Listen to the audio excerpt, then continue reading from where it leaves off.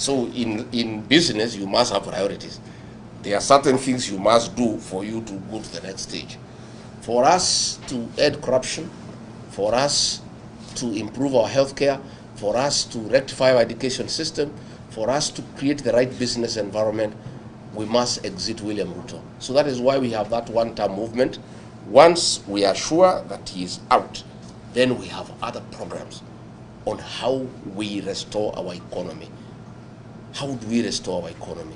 How do we restore public confidence among investors? How do we attract direct foreign investment in Kenya? And why should we go to look for foreigners to invest back home when Kenyans living abroad have sufficient resources? They would like to invest back home. It is only that the packages that are there are not attractive and the environment is not conducive. So along the way, we'll be having that conversation with you people in the next 2 years, so that by the time we form the next government, we have already a framework of engagement with our diaspora people on how you can invest back home. Today, you guys know about our economy and the way it has declined. It is on a nosedive. I heard Ruto saying that figures don't lie. Oh, we have a 9.4% economic growth. Oh, since I came, inflation has come down, I don't know, from 8% to 3%. Those are all figures. If you want to know whether the economy is doing well or not in Kenya, ask the diaspora people. They will tell you, because they are the ones who support families back home. The money you are sending home 3 years ago, you are sending twice or thrice the amount to do the same thing that you used to do, for shopping, for your mother, for your brother, for your relatives. So you don't need to be told by anybody whether we are doing well or not. You know, because the value of the shilling has gone down. What you used to spend 20,000 to go to the supermarket and do shopping for your parents back home, 20,000 used to be a full trolley. Today, 20,000, you can't do half a trolley. You just do a few bags and 20,000 is gone. So things are not working, things are not good. I've heard them shouting at me that I'm talking bad about my country abroad. I am not. I'm just talking about poor leadership. Kenya is a beautiful country, hard-working people, good people. But we have poor leadership that we need to fix for things to work. And we must also be honest people. I cannot come here and cheat you that we are doing well. I'll be a liar. I tell you, oh, things are very good, because you know differently, because you are doing things back at home. So mine is to tell you that we want to have an engagement with you going forward, and I want to assure you that there are good investment opportunities back home. Again, east or west, home is best, and that must be your final destination.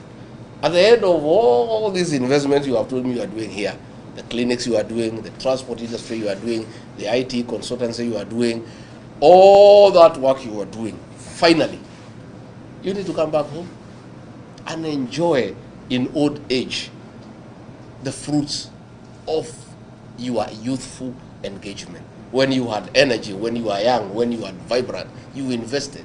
You need to come back home and enjoy that.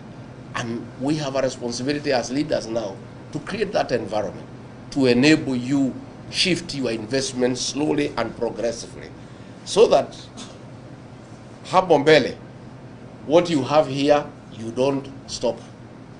You hand over to your children, wakuja waendelee. Na wewe uelekee wapi? Nyumbani.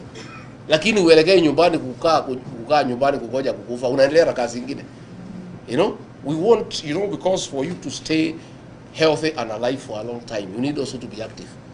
So you people are active people, you are business people. So I want to encourage you that once things are sorted out and we have got a good engagement, come and invest back home. If you are doing a driving school here, come and do a bigger one at home. Hii hapa wachia watoto waendelee naye. Yeah? So that wewe usimalizwe na baridi hapa, kuja nyumbani. It's much easier for you as you age, as you stay much more. So that is why I've come, and I'll be doing that, I think, in about 5 states, and I'll be back again and again and again. And above all, I also want to tell you that our community is under siege at home. And when you destroy this community, you destroy Kenya. We are the drivers of the Kenyan economy. Since William Ruto declared war on the mountain, the economy is almost collapsing because people have stopped paying taxes, people have stopped investing, they are waiting for a new government. The way you are holding your money here, that is what people are doing in Kenya. Even ourselves, we do biashara kidogo kidogo, tumeshika kidogo tungoje mambo ibadilike. This is a community that is responsible for the growth of the Kenyan economy. And that is why you are successful here, because that's the way we were born. We are very aggressive people. We are very enterprising. We are very outgoing. And that is why we are in every town in Kenya.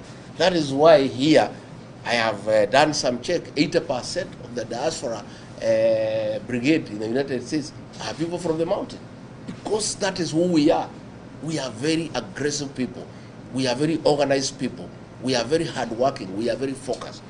So I want to ask you, you have a lot of influence back at home. Because those families you support, those people you support, they listen to you. Please talk to them and tell them that in the space we are, we must stay united. Our strength as a community is our unity. We have the numbers, yes, to form government, but those numbers are only useful if they are united and they cast their vote in one basket. But if we are divided, we are stuck.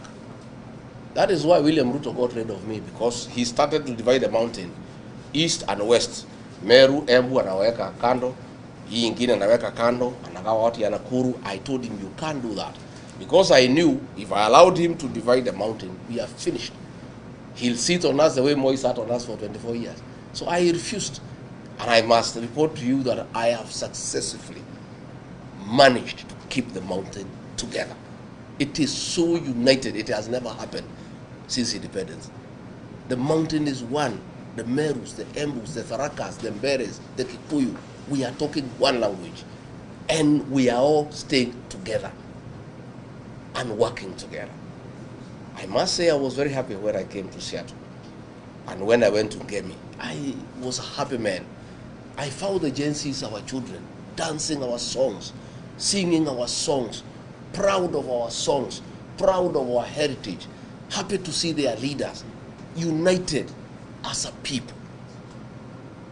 It was the happiest day in my life, because when I saw attempts to isolate us, and I have found people have come together and they are talking the same language and they are saying we are one, I'm a very happy man. I want you to help me spread that message back home, that people must stay as one. And of course you must do it here. Lazima mukae pamoja.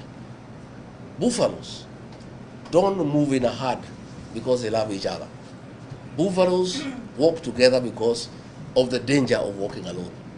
When you are in foreign land, your safety as a people is being united. So I'm very happy when I meet you here as members of community, and Penny here, when we had challenges, you would come here as a people and be together, congregate together, discuss your issues, support each other. That is the way to go. And I want to tell you, I have gone a step further when I realized that Ruto wanted to repeat what happened in 2007. He wanted to unite 40 versus 1, like it happened in 2007. When I realized that, I moved very fast. I consolidated the mountain behind me to speak as one, and then I started looking for friends.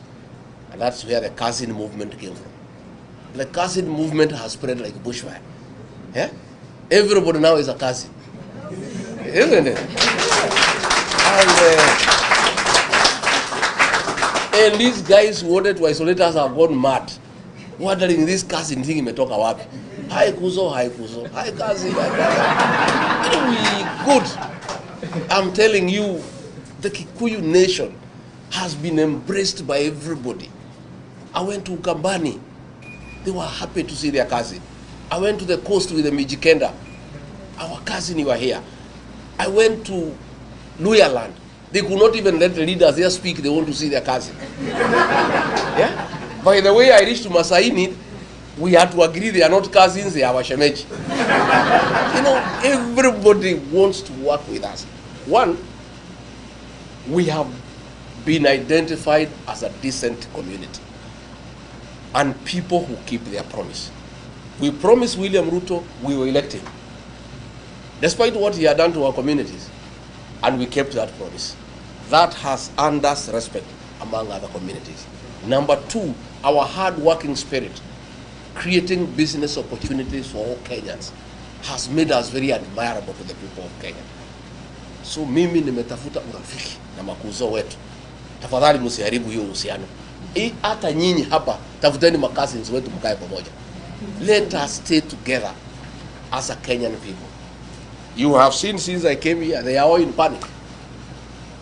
I had Mussalia accusing me that I have exported tribalism to America. Because I'm simply talking to my people. One, whom do they want me to talk to? Si yeye akuja ongea na watu yao. Let the pilipili usiois ila inakuasha nini? You know? If I come to Ngemi and we are dancing with our children, you know, traditionally, as a leader of the community, all the women who are of marriage age are my wives. So if I come, I dance with my wives. Shida yako ni nini? Ni nini inakusumbua? Wewe kwenda tafuta bibi yako ucheze na yeye. Yes. You know, they are so bitter. And they are bitter because they have seen we are united. You know, they thought you people in America don't care. Ati mumeenda huko, mumepotelea huko wazungu, you don't care about your tradition, you don't care about your culture, you have forgotten who you are. Then, when they saw Ngemi, young girls and boys dancing with Musaimo, with Samido, our songs of 1960s. Watoto haku wamezaliwa ndio wanacheza nyimbo ya 1960s na 1970s. They realize this community is one. That is the bitterness. They are in every meeting, wananikashifu. Yet the whole of today and yesterday, Mussalia pande hiyo, Wetangula pande hiyo, wengine pande hiyo, and of course wasaliti wetu wakina Ichung'wa na Kionjuri, wale wanatumiwa na Ruto kumaliza jamii yetu. They are all attacking me that have brought tribalism to America by simply coming to talk to our people and for them realizing that our unity as a community is worldwide. And that is what we must do. Na mimi nakwambia tukiketi pamoja, hakuna mtu atatukalia, hakuna mtu atatuweza, hakuna mtu atachukua biashara zetu. I must tell you, hao watu, they wanted to take over our businesses. Watuue, wachukue biashara zetu. Lakini hakuna mtu atakubali. When we had problems in Sabasaba, I think you must have followed. And he tried to say, no, hii shida iko Kenya, ni Wakikuyu wamelete, ndio wanataka Ruto watoke. Wakenya wengine hawana shida. Hey, people from all communities said, no. If anybody who wants Ruto out is a Kikuyu, I'm also. I was the happiest man that all communities defended us and said that what we are doing is the right thing. So I want to assure you that nobody will isolate us. We are part of the Kenyan nation. We are the drivers of the Kenyan economy, and will prevail and will stay in peace with other Kenyans, and will not allow anybody to come between us and other Kenyans. And I want you to be proud of your origin. I want you to be a proud Mount Kenya person, wherever you are. Never shy away. And when you are among yourselves, msungumuze lugha ya nyumbani. Why do you want to talk the language of the colonials when you are among yourselves? I have no apologies to make to anybody, myself. You know, Ruto would be very unhappy with me when we went with him to the mountain. Anaongea, akiniita, mimi naongea kinyumbani. Watu wanapiga makofi, naongea Kiswahili hapo mwisho. Akiniuliza mimi namwambia mimi si Mchina, mimi si Mzungu. Tulikuwa Murang'a. Hii watu ya Murang'a, you want me to speak to them Kiswahili, why? And they are my people, we are the same people. I'm there, I'm one of them, they are there. There is no other community in the meeting except yourself. So wewe, sisi watu walikupigia kura, wewe uvumilie. Tuongee mambo yetu. Si ndio? And you'll be very mad. But siku nilikuwa namuombea kura, he didn't have a problem. Nilikuwa nikiongea hiyo Kikuyu nikimtafutia kura, anacheka mpaka inaonekana hii jino. Sasa ile amepata, he has a problem. Duka anashonoke. Wewe to Mugikuyu, gutiri mundu waikirie marwa maitu yoro kire gucera mware ne oi aciarwo mugikuyu utire na tutingimeno tucoka tweke atia twemene no tuko turi irimu itari na kuria iri ati andu marakomena nawe wemene o uria andu acio maratuhura no guo andu aitu maranyitana o uria maranyita mukabira andu aitu maranyitana ta thimiti andu ngirora mutandao muthi makijita mukabira andu maruga yitu ria kabira. They are actually helping the integration of our community as one people, because they are wondering, what is this beef? Yeah? I met the Kisses in Seattle, nobody is complaining. I met the Maasais, nobody is complaining. Nodi kisema nyaradu wanyoba ito ni fawaju. Kaitwaru mireo. Kaitwaru mireo tutigia dana. What is it so wrong when we love one another? When we appreciate one another? Yeah? Ona mathondeke ngemi cia kwao macitora maguciika na gikonyo ngemi mutikana ikujita ona mwaka ucio ngi no cio ngemi no ikubia ndicaragia goka. We must come. We must be proud of who we are, and we have no explanation to make to anybody. We have no apology to make to anybody. We are who we are because we are God's creation. Na igwiti ithu twirire Ngai atuciare turi agikuru no Ngai na wega wake na ugi wake waugire kugie ruriri rwitagwo agikuru.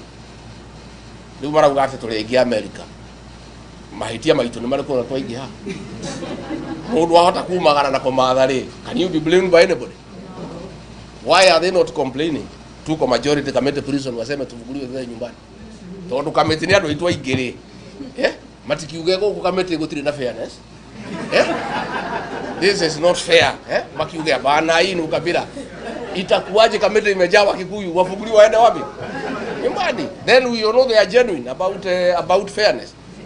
So the way we are more in committee, the way we are more in the city mortuary, the way we are more in the government, the more we are in the US, because it's natural. It is proportionate, isn't it? It's proportionate to the population, and we are not responsible for our numbers in Kenya. That is God. Na sisi hatuwezi uliza Mungu swali ati kwa nini tusema sisi tukue wengi. That is the way it is. So watu zoe. Na ole koigwa ne arakira akara ri ameria kanyoi. Yo koigwa ne arakara te muri ingi guku na mwena mawira ri eke uri agwe. Please you guys, I'm proud of you. I am so proud of you. I'm so happy. I met other business people in Seattle. I'm happy. People have come here and made wealth. You are creators of wealth. You create employment. You impact on other people. Ugu nugu Ngai endaga. Ati Ngai akurathima nawe ukarathima andu angi. Ati mukite guku mukajia mawira.